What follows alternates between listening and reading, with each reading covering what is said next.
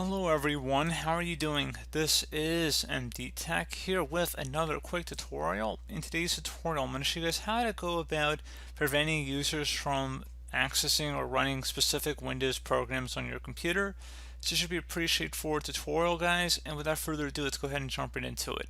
So for this tutorial, we'll apply for Windows 7, Windows 8, and all of Windows 10 devices excluding Windows 10 Home Edition, which does not include the group policy editor. The reason being that you can find registry modifications for any one given program. However, it's very not user friendly, and generally speaking, I think the group policy editor, that's going to be the way I'm going to show for this video. If you want to look up a specific application, you can go ahead and search my channel for it or go on Google and look it up, because that's going to be a little bit more tricky. But for everybody else who's not running Windows 10 Home, this tutorial will be for you. So we're going to start off by opening up the start menu, type in GP edit. Best result should go back with edit group policy. Just go ahead and open that up.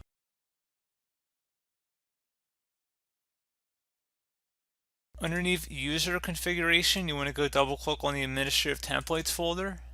Now left click on the system folder one time. On the right side, select where it says don't run specified Windows applications and go ahead and double click on that. Set this to enabled, and then where it says list of disallowed applications, click the show button.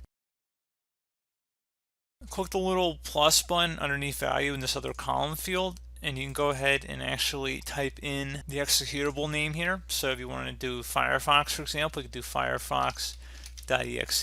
If you had a calculator, you could do calc.exe, etc. And you can, if you know how to access this, you can more than likely know how to find the exe file or the executable file for whatever application you're trying to block here. And then once you select OK, you will need to restart your computer for the change to take effect. And that pretty much be about it. And if you ever want to disable this or turn it off, you can just select not configured, and that would just turn it off here, guys.